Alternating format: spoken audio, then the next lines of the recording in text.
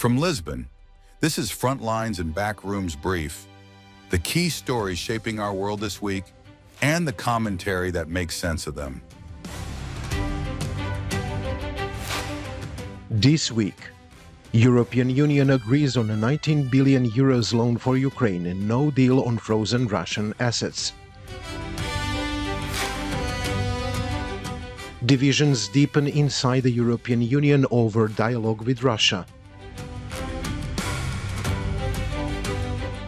And Miami talks. US pushes ceasefire efforts on Ukraine and Gaza.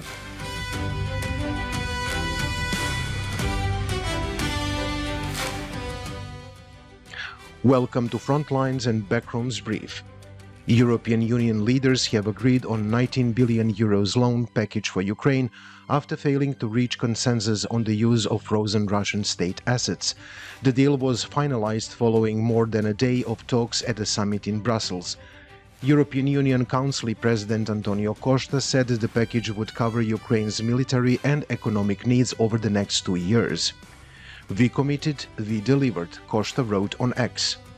Ukrainian President Volodymyr Zelensky had urged European Union leaders to go further and use 200 billion euros in frozen Russian assets, most of which are held in Belgium. Belgium, however, demanded guarantees on liability-sharing conditions that other member states were unwilling to accept. Belgian Prime Minister Bart de Wever said the decision to provide a loan rather than confiscate assets helped avoid chaos and division inside the European Union. I think Europe has won, and financial stability has certainly won. We avoided chaos, we avoided division. Europe stayed united, and unity today means that Europe remains relevant at the geopolitical table. Fragmentation would have meant weakness and irrelevance, and we avoided that. We protected Europe's economic and financial credibility. Ukraine is expected to face serious cash shortages in the coming months. President Zelensky has warned that without additional funding by spring, Ukraine would be forced to scale back drone production. The European Commission estimates that Ukraine will require an additional 135 billion euros over the next 2 years, with fiscal pressure beginning as early as next April. Russia has repeatedly warned the European Union against using its frozen assets. The decision reflects a deliberate balancing act. Confiscating Russian assets would provide immediate resources for Ukraine, but would also represent a major rupture in international financial norms. EU leaders appear to have concluded that the long-term legal, financial and retaliatory risks, including seizure of Western assets in Russia and potential escalation on hybrid attacks, currently outweighed the short-term gains. Despite agreement on the loan package, sharp political rifts surfaced in Brussels. Hungary, Slovakia and Czech Republic refused to participate in financing the credit. Hungary and Slovakia also declined to sign the joint statement. Hungary is totally out of that. I think it's a bad decision. All the others, except the Czechs and Slovaks, think that it was a good decision. I think it was an extremely bad decision, which brings Europe closer to the war. It looks like a loan, but of course the Ukrainians will never be able to pay it back. In a separate development, French President Emmanuel Macron said it could be useful for Europe to re-engage in dialogue with Russian President Vladimir Putin. In an interview with Le Figaro, Macron argued that Europe and Ukraine should seek a framework for renewed talks in the coming weeks. That view was sharply rejected by European Union Foreign Policy Chief Kaja Kallas, who accused Russia of rejecting peace proposals and showing no genuine willingness to negotiate. Kallas called for sustained pressure on Moscow and emphasized finalizing long-term financial support for Ukraine's reconstruction. Meanwhile, Russian President Vladimir Putin, speaking at his annual televised question-and-answer session in Moscow, said that President Zelensky refuses to discuss territorial concessions. The ball is entirely in the court of our Western opponents, primarily the leaders of the Kyiv regime, and, in this case, first and foremost, their European sponsors. We are ready for both negotiations and a peaceful resolution to the conflict. Zelensky has indeed made that position clear, and Ukraine's constitution explicitly forbids the ceding of territory. These contrasting positions expose a fundamental strategic divide within the European Union. Frontline states, shaped by direct historical experience with Russian aggression, argue that the dialogue now rewards force. Others, including Macron, fear a future of permanent and unmanaged confrontation.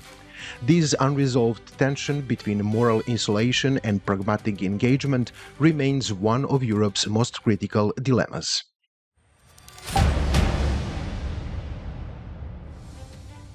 All of this unfolds as U.S. envoy Steve Witkoff is expected to meet Russian officials in Miami in what may be a final diplomatic push before the end of the year. Kirill Dmitriev, head of Russia's Sovereign Wealth Fund, is reportedly set to meet with Witkoff, along with Jared Kushner, according to a U.S. official speaking on condition of anonymity. The talks follow earlier meetings in Berlin with Ukrainian and European officials, where U.S. security guarantees, territorial issues, and ceasefire parameters were discussed. President Donald Trump has launched an aggressive diplomatic effort to end the war that began with Russia's full-scale invasion of Ukraine on February 24, 2022, but negotiations remain stalled by incompatible demands from Kyiv and Moscow. Putin warned this week that Russia would seek to consolidate territorial gains if its demands are rejected. Witkoff is also expected to meet senior officials from Qatar, Egypt and Turkey in Miami to discuss Phase 2 of Gaza ceasefire, according to U.S. officials and reporting by Axios and the Time of Israel. Participants include Qatari Prime Minister Mohammed bin Abdul Rahman Al Thani, Turkey Foreign Minister Hakan Fidan, and Egyptian Foreign Minister Badr Abdelalati. The mediators reportedly believe both Israel and Hamas are delaying implementation of the second phase and are seeking a coordinated approach to move talks forward. The Miami meetings underscore the limit of American leverage in two vastly different yet equally entrenched conflicts. In Ukraine, neither side sees incentive to compromise. In Gaza, while temporary ceasefire are possible, durable political settlements remain blocked. Washington can broker and propose, but cannot override the core objectives of the warring parties. Accept incremental and fragile agreements, not strategic breakthroughs. The terrorist attack in Bondi Beach, Sydney, Australia, which killed 15 Jewish people during a Hanukkah celebration, shocked Australia and the world. One man, Ahmed Al-Ahmed, risked his life to stop one of the attackers, potentially saving dozens of others. This tragedy once again revealed something deeper: how Western media coverage changes depending on who the victims are. And that is the focus of our commentary this week. The Bondi Beach terrorist attack, in which 15 Jewish people were killed while celebrating Hanukkah, rightfully dominated media coverage for several days. But the way this unprovoked attack was reported once again exposed how Western media can be biased. Not always deliberately, but structurally, in how it treats victims. Within hours, audience were told that among the dead was a 10-year-old girl, and a Holocaust survivor. Headlines followed quickly. Tears, flowers, and silence in Bondi. Families mourn loved ones lost in the Bondi Beach terror attack. How to manage fear and anxiety after the Bondi attack. This was human suffering, clearly framed as such. Shortly after, Israeli Prime Minister Benjamin Netanyahu praised the man who stopped one of the attackers as an example of Jewish heroism. When it emerged that the individual was in fact Muslim, he corrected himself and publicly commended the man's bravery.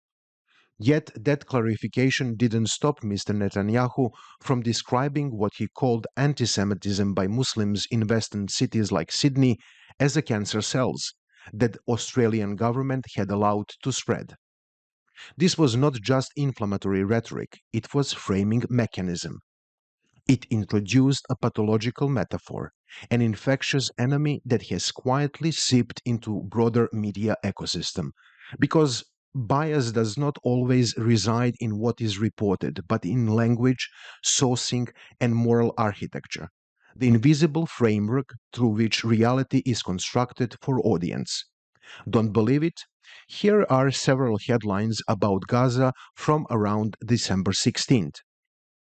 Al Jazeera cameraman dead. IDF says it attempted to help get ambulance on site. IDF did not have intelligence on hostages mistakenly killed. IDF sniper kills 2 women inside Gaza church, according to Latin Patriarchate of Jerusalem. And perhaps the most revealing, Gaza families struggle to recover from days of torrential rain that killed 12 people. As if on any other day without torrential rain, life in Gaza is normal and no recovery is required. The Committee to Protect Journalists recently published a report stating that 2022 was the deadliest year for journalists in CPJ history, with nearly 70% killed by Israel. In societies that pride themselves on press freedom as a cornerstone of democracy, one might expect outrage. Instead, the reaction was muted. When Israel, a key Western ally often described as sharing our values, breaks records for killing journalists, there are no emergency summits, no sustained breaking news coverage.